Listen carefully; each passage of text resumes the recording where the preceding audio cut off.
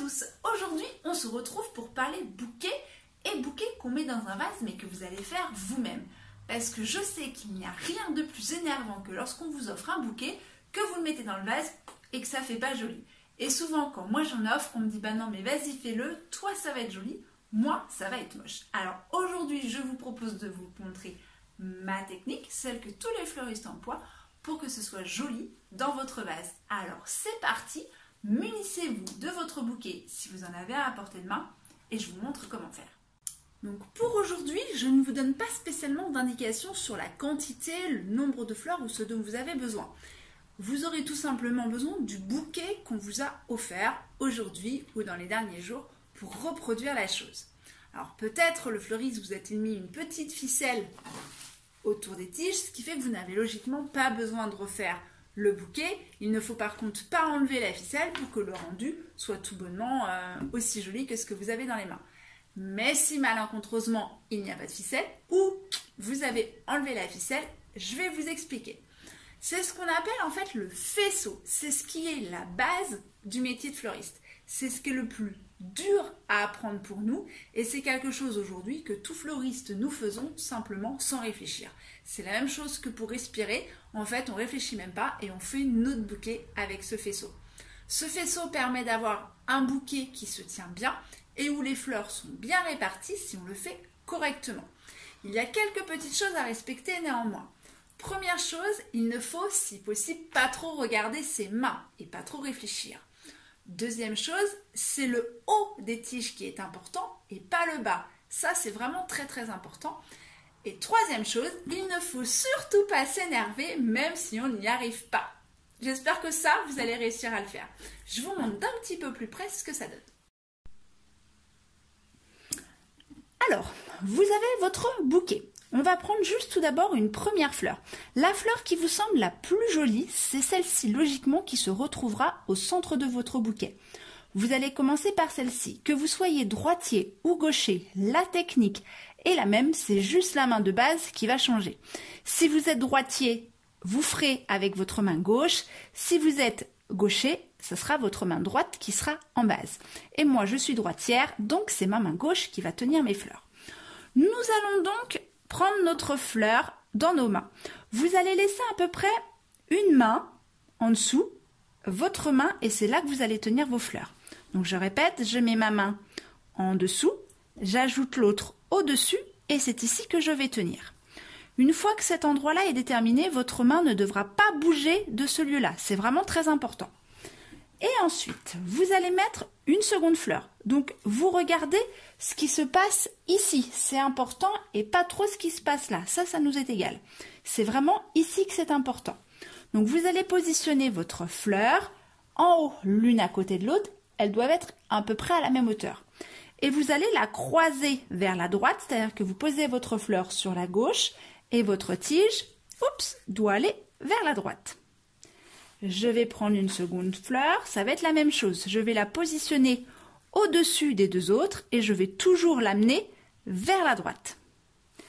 Je refais avec la suivante, je positionne au-dessus, donc toujours sur ma gauche, jamais sur ma droite.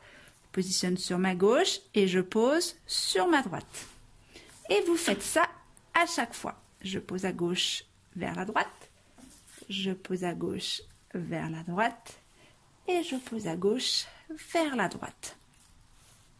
On est beau ou pas? Je refais peut-être? Allez, je recommence.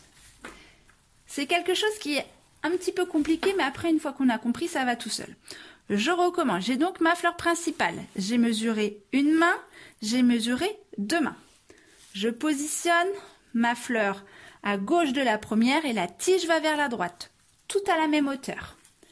Je positionne la troisième sur les deux autres, vers la gauche, la tige vers la droite. Je positionne ma fleur à gauche, la tige vers la droite. Gauche, ma tige vers la droite. Et vous voyez que mes tiges, elles vont un petit peu sur l'arrière.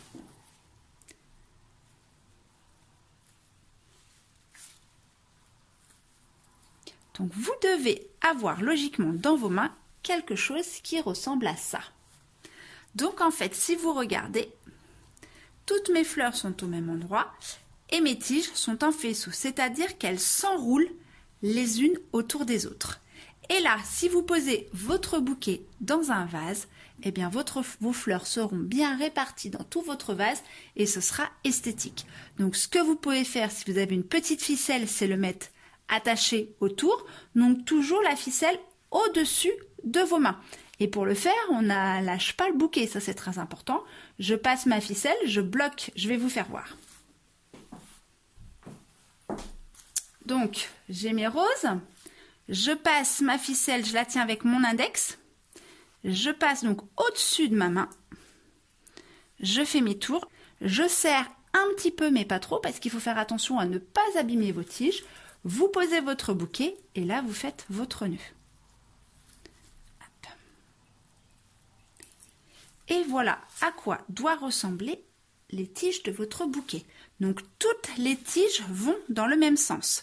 Vous ne devez pas avoir, par exemple, je vous fais voir ce qu'il ne faut pas faire là. Hein. Alors hop, je vais la bouger. Tac. Ah, je vais même pas y arriver. Si. Voilà, ça je veux pas. Il ne faut pas qu'il y en ait une qui coupe en fait l'ensemble du bouquet. Ça vous ne devez pas avoir. Toutes vos tiges doivent être impérativement, je la remets dans le bon sens. Et donc là, vous vous dites, elle est bien gentille, la petite dame de la chaîne YouTube, mais elle a un bouquet, c'est que des roses. Donc c'est facile, elle les met les unes après les autres et son bouquet il se fait facilement.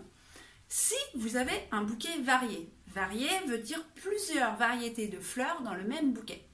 Ce que vous faites, vous mettez, imaginons vous avez, allez, on va faire simple, 4 variétés. Vous allez mettre, par exemple, on imagine qu'on a des roses, des germinis, des centini et des œillets. Vous allez mettre une fleur de chaque variété au début. Donc par exemple une rose, un centini, un germini, un œillet. Toujours dans le même principe, je mets ma fleur à gauche et ma tige va vers la droite. Une fois que vous avez fait ces 4 premières variétés, vous repartez au début. Vous recommencez avec votre rose, votre centini, votre germini, votre œillet. Et vous suivez le même principe. C'est toujours la première qui va d'abord, la seconde, la troisième et la quatrième. Ce qui fait qu'en fait, vous allez avoir alterné vos fleurs et quand vous allez remonter votre bouquet, l'attacher et le mettre dans votre vase, votre bouquet devra être, je l'espère du moins, homogène. Et ce qui fait que quand vous positionnerez votre bouquet dans votre vase, vos fleurs seront bien réparties. Et l'avantage aussi de cette technique, c'est quand vous avez un vase transparent, au moins quand vous regardez les tiges à travers le vase, eh bien c'est esthétique, vous n'avez pas des tiges qui partent dans tous les sens. Et c'est souvent ça qui vous plaît aussi beaucoup quand on fait les bouquets nous et que vous n'enlevez pas les ficelles, c'est quand vous regardez votre bouquet à travers votre vase, c'est joli. Et ça, logiquement, tout fleuriste doit vous le faire. Vous devez toujours réceptionner un bouquet avec une ficelle et les tiges bien en faisceau. Bon, j'avoue des fois qu'en période de forte affluence, si on parle de Noël ou de la fête des mères, on va tellement vite que des fois on ripe un peu. Mais dans la logique, on ne réfléchit même pas, ça devient inné pour nous, donc on le fait automatiquement. Voilà, donc on se rappelle bien, on met la main, une deuxième main, et la main elle tient. Et après on positionne la tige, la tête vers la gauche, la tige vers la droite pour que ça soit un petit peu penché, et vous aurez réalisé un faisceau de fleuriste. Donc en fait vous aurez fait votre premier bouquet de fleurs. C'est quand même bien, non? Qu'est-ce que vous en pensez? J'espère que cette vidéo vous aura plu et que maintenant vous avez découvert comment faire pour avoir un beau bouquet dans votre maison. Là, on va être à la saison où les fleurs de jardin vont commencer à sortir. Vous allez donc pouvoir aller à la cueillette dans le jardin et réaliser vous-même un beau bouquet et surtout le bien l'agencer pour le mettre dans votre vase. J'espère que cette vidéo vous aura plu. Si ce n'est pas déjà fait, pensez à vous abonner. Je vous dis à la semaine prochaine. Et la semaine prochaine, on parle plantes. Laquelle? Ça, je vous laisse découvrir. Je vous dis à la semaine prochaine pour de nouvelles aventures florales.